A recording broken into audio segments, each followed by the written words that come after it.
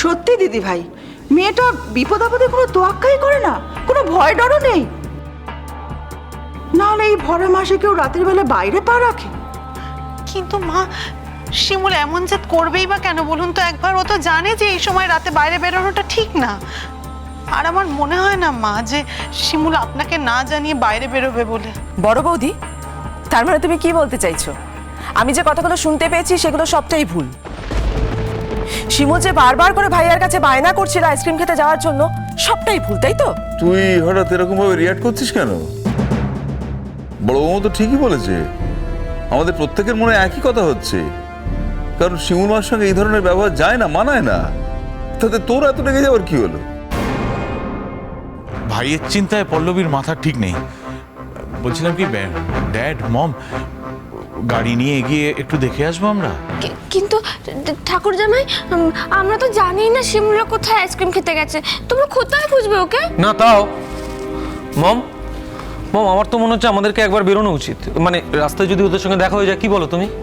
হ্যাঁ, আমি জানি না মিডল শট, আমি শুধু একটা কথা জানি, আমার গোল শটকে তোমরা এনে দাও। আমি আর কিচ্ছু চাই না, তোমরা যেখান থেকে পারো আমার গোল শটকে এনে দাও।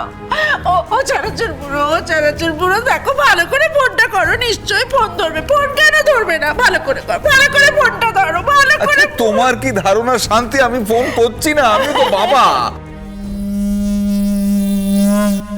আমি পাগলের মতো ট্রাই করছি, একবার ফোনটা লাগছে না।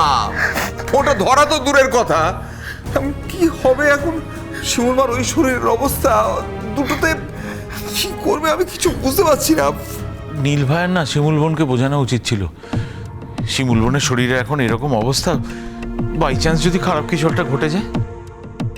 আসলে নীল ভাইয়ের মনটাও তো নরম, খুব ভালোবাসে তো বউকে, সেই জন্য আর না করতে পারেনি। সত্যি কি সাহস রে বাবা, কাউকে কিছু না জানিয়ে এইভাবে বাড়ি থেকে বেরিয়ে গেল। আজ আসুক, আজ আসুক, ফিরে বাড়িতে আসুক, খুবই বকা দেবো, খুব বকা দেবো। হ্যাঁ, কিসের এত জেদ, কিসের এত জেদ? এই সময় কেউ বেরোয়? নিজের ভালো মন্দের কথা, নিজের বেবির ভালো মন্দের কথা, আমার গুলশানের ভালো মন্দের কথা একবারও ভাববে না? কিসের এত জেদ?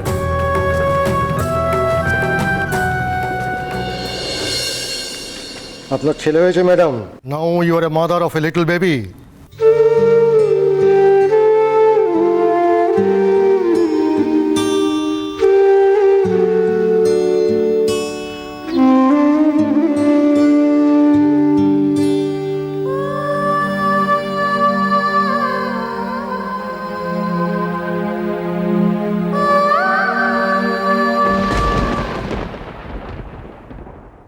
ডক্টর বলছে যে আমার হাজবেন্ড নীল, ওকে না একটা গাড়ি ধাক্কা মেরেছিল, ও নদীর জলে পুড়ে গেছিল।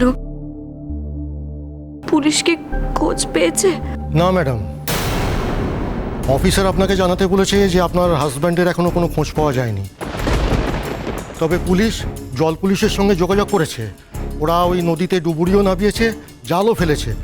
তবে এখনো অবধি আপনার হাজব্যান্ডের কোনো খবর পাওয়া যায়নি। খোঁজ পাওয়া যায়নি কেন? আমার নীলের তো খোঁজ পাওয়া যাওয়ার কথা। নীলের কিচ্ছু হয়নি, কিচ্ছু না, নীল ঠিক আছে। বলছি যে আপনি একটু পুলিশকে বলুন না ভালো করে খুঁজতে। আমার নীলকে ঠিক পেয়ে যাবে ওরা, ভালো করে খুঁজতে বলুন প্লিজ। পুলিশ নিজেই আপনার সঙ্গে কথা বলতে চায়। আপনার বাড়িতে তো কোনো খবর দেওয়া হয়নি, পুলিশ আপনার বাড়িতে একটা খবর দিতে চায়। বাড়িতে খবর দেবে? না না ডক্টর, এখন বাড়িতে না খবর দেওয়া যাবে না। মা জানতে পারলে তো পাগল হয়ে যাবে। আমি কিছুতেই মাকে জানানো যাবে না। আমাকে কি আপনি উঠছেন কেন? আপনি রেস্ট নিন। আপনি বুঝতে পারছেন না আমি এখন কি করে রেস্ট নেব? নীল ঠিক আছে, নীলের কিচ্ছু হয়নি, হয়তো পুলিশটা ঠিক করে খুঁজতে পারছে না। আমি গেলে আমি নীলকে ঠিক খুঁজে পাবো। আমার নীল না খুব ভালো সুইমিং জানে। ও জলে পড়লে কিচ্ছু হবে না। ও ঠিক ঠিক উঠে গেছে নিশ্চয় জল থেকে এতক্ষণে। ওর কিচ্ছু হবে না, আমাকে একটু যেতে দিন না ডক্টর প্লিজ। আমার নীলের কিচ্ছু, আমার বাড়িতে খবর দেওয়া যাবে না, আমার পুলিশকে বলতে হবে। প্লিজ একটু বুঝুন না। আপনি এখন রেস্ট নিন, আপনার ক্রিটিক্যাল কন্ডিশন ছিল, আপনার এখন সম্পূর্ণ রেস্টের দরকার। আপনি না বুঝতে পারছেন না ডক্টর, আসলে নীলের কিচ্ছু হয়নি, নীল ঠিক আছে। আমাকে গিয়ে নীলকে নিয়ে আসতে হবে, তারপর বাড়ি যেতে হবে, নইলে বাড়িতে সবাই অস্থির হয়ে উঠবে, মা অস্থির হয়ে উঠবে, কাকু। না না না, আপনি বুঝতে পারছেন, আমাকে তো যেতেই হবে doctor. Please try to understand. আপনি এভাবে যেতে পারেন না, আপনি আগে পুলিশের সঙ্গে কথা বলুন, আমি পুলিশকে ডেকে দিচ্ছি। নীল তোমার কিছু হয়নি তো নীল?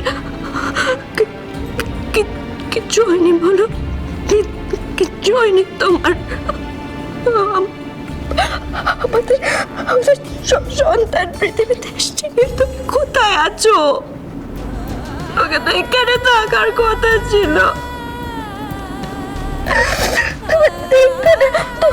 আমাদের সন্তানকে ঠাকুর ওকে ফিরিয়ে দাও না আমার কাছে ফিরিয়ে দাও না ঠাকুর। অম্বিকেশ, হ্যাঁ সত্যিটা তো আমরা খুব ভালো মতো জানি যে নীল আর বেঁচে নেই, আমরা বলে কেন দিচ্ছি না? কি আশ্চর্য, আমরা কি নিজের মুখে জানিয়ে দেবো নাকি? আচ্ছা পল্লবী, তোমার বুদ্ধি শুদ্ধি কবে হবে বলো তো? আমার হয়ে কাজ নেই, তোমার তো আছে বুদ্ধি, তুমি একটা বুদ্ধি দিয়ে কিছু একটা করো না, বলে দাও না, তাহলে তো ব্লাডটা চুকে যায়, রাতের ঘুমটাও নষ্ট হয় না। আমি আর পারছি না অভিনয়টা করতে। চুপ করো, একদম চুপ করো। গুণাক করো, যদি আমাদের মুখ থেকে এই কথাটা বেরোয় তাহলে কিন্তু আমাদের আর রক্ষে নেই, ধরা তো পড়েই যাবো, আর ভবিষ্যতে যে সমস্ত প্ল্যানিংগুলো রয়েছে সেগুলো ভেস্তে যাবে। ড্যাড, বলছিলাম কি, ঘন্টা তিনেক তো হয়ে গেল, এবার একবার খোঁজ করা উচিত। আপনি যদি অনুমতি দেন তাহলে আমি আর শোভন ভাইয়া মিলে না হয় একটু এগিয়ে দেখে আসি। হ্যাঁ, বেরিয়ে পড়ো। আসছি। সরি ম্যাডাম, আপনার হাজবেন্ডকে এখন আমরা খুঁজে পাইনি।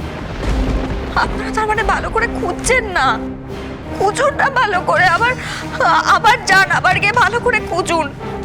আমি জানি আমার হাজবেন্ডের কিছু হয়নি, আপনারা প্লিজ ভালো করে খুঁজে আমার কাছে এনে দিন প্লিজ। ম্যাডাম, আমরা সব রকমভাবে চেষ্টা করছি, জলে জাল ফেলা হয়েছে, ডুবুরি নামানো হয়েছে, কিন্তু আমরা হাজবেন্ডের বডিটা এখনো খুঁজে পাইনি আমরা। কি বলছেন আপনি এসব? বডি মানে? না না, আমার হাজবেন্ড নীল বেঁচে আছে, ওর কিছু হয়নি। আপনারা কেন এরকম কথাবার্তা বলছেন বলুন তো? ও না খুব ভালো সাঁতার জানে, ও অন্য কোনো পাড়ে উঠে গেছে। আপনারা প্লিজ খোঁজ করুন, পেয়ে যাবেন ওকে। দেখুন ম্যাডাম, পাড়ে যদি উঠিয়ে থাকেন ওনার নিশ্চয়ই পুলিশের সাথে যোগাযোগ করা উচিত ছিল। আপনি বললেন গাড়িতে ওনাকে ধাক্কা মেরেছে, মানে এটা অ্যাক্সিডেন্ট হতেই পারে। সাঁতার কেটে পাড়ে ওঠার অবস্থায় উনি এখন নেই। আপনি বুঝতে পারছেন না। দেখুন, ও কোনো একটা পাড়ে উঠলো, ও ওঠার পর তো আগে আমার কথা ভাববে না, আমার খোঁজ করবে, আমি ঠিক আছে কিনা, আমাদের বেবি ঠিক আছে কিনা, ও এগুলো তো ভাববে। ও এসব ভাবার জন্য হয়তো পুলিশকে জানাতে হবে, সেটা ওর মাথাতেই আসেনি। তাও যদি হয়, আপনারা যেখানে ছিলেন ওই অ্যাক্সিডেন্ট স্পটে, ওখানে তো পুলিশ রয়েছে।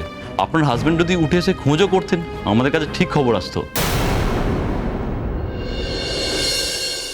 সত্যি মম, এবার কিন্তু খুব টেনশন হচ্ছে।